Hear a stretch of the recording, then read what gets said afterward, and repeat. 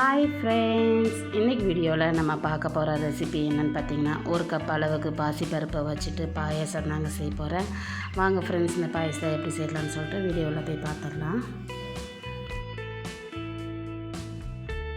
First இந்த recipe செய்துட்டு 1.5 cup அளவுக்கு வெல்லம் எடுத்துருக்குறேங்க, அதை நம்ம சேர்த்துக்கலாம். கூடவே 1 கப் அளவுக்கு தண்ணி எடுத்துருக்குறாங்க, அதையும் சேர்த்துட்டு இந்த வெல்லத்தை நல்லா கரையை கொதிக்க வச்சிடலாங்க.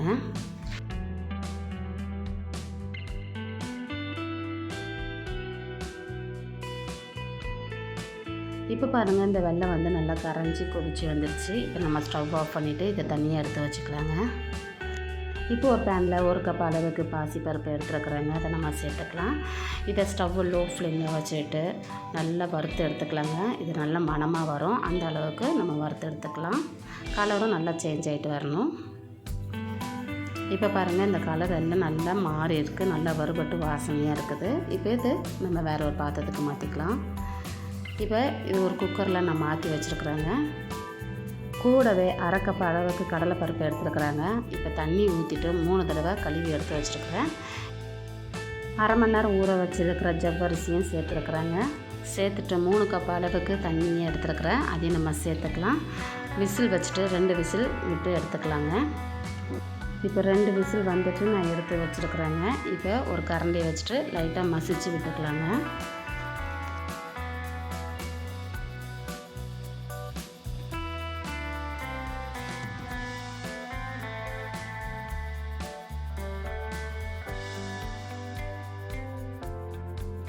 இப்போ இது நல்லாவே மசிஞ்சு வந்திருக்கு.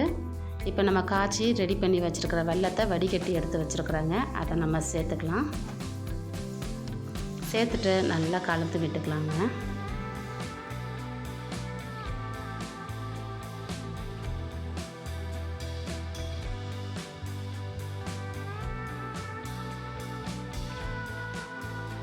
இப்போ இதை நம்ம அடுப்பில் வச்சுட்டு இது கூடவே டேஸ்ட்டுக்காக கொஞ்சமாக உப்பு எடுத்துருக்குறாங்க, அதை சேர்த்துருக்கேன்.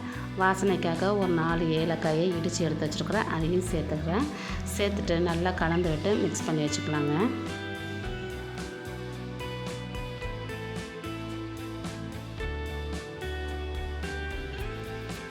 இப்போ வேறு ஒரு பேனில் 2 டேபிள் ஸ்பூன் அளவுக்கு நெய் சேர்த்துருக்குறேங்க. இந்த நெய் வந்து நல்லா உருகி வரட்டும்.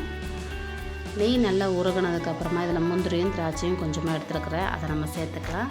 இதை லைட்டாக செவந்து வர அளவுக்கு நம்ம வறுத்து விட்டுக்கலாங்க.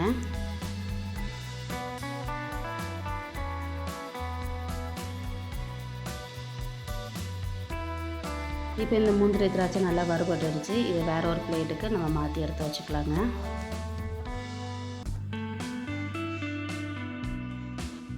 இப்போ இதே நெய்யில் 1/2 கப் அளவுக்கு தேங்காய் துருவல் எடுத்து வச்சுருக்குறாங்க, அதையும் சேர்த்துட்டு நல்லா வறுத்து விட்டுக்கலாங்க. இது ரொம்ப வதங்கணும் அவசியம் இல்லை, ஒரு 2 நிமிஷம் போல் அந்த நெய் எல்லாமே இந்த தேங்காயில் படுற அளவுக்கு வறுத்து விட்டுக்கிட்டால் போதுங்க. இப்போ இந்த தேங்காய் நம்மளுக்கு ரெடியாக இருக்குது.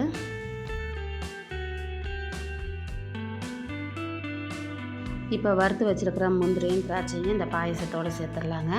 கூடவே நம்ம வதக்கி வச்சுருக்கிற தேங்காய் துருவலையும் சேர்த்துக்கலாம். தேங்காய் இந்த மாதிரி துருவி சேர்க்காம பால் எடுத்து சேர்த்து திக்னஸாக வரணுனாலும் அப்படியும் செஞ்சுக்கலாம். நான் இன்றைக்கி துருவி தாங்க சேர்த்துருக்குறேன். இப்போ இதை நல்லா கலந்து விட்டு எடுத்துக்கலாம்.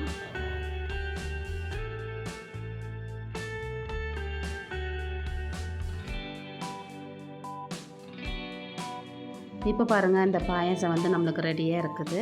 இது வேறு ஒரு பவுலுக்கு மாற்றி வச்சுக்கலாம். அவ்வளோதாங்க, ரொம்பவே சூப்பரான டேஸ்டான பாசிப்பருப்பு பாயசம் ரெடி ஆகிடுச்சு. இந்த வீடியோ உங்களுக்கு பிடிச்சிருந்துச்சின்னா லைக் பண்ணிக்கோங்க, மறக்காமல் நம்ம சேனலை சப்ஸ்கிரைப் பண்ணிக்கோங்க, பக்கத்தில் இருக்க பெல் ஐக்கன் கிளிக் பண்ணிக்கோங்க. அப்போ தான் நான் போடுற வீடியோ எல்லாமே உங்களுக்கு நோட்டிஃபிகேஷனை வந்து சேருங்க. Okay friends, tata, bye by.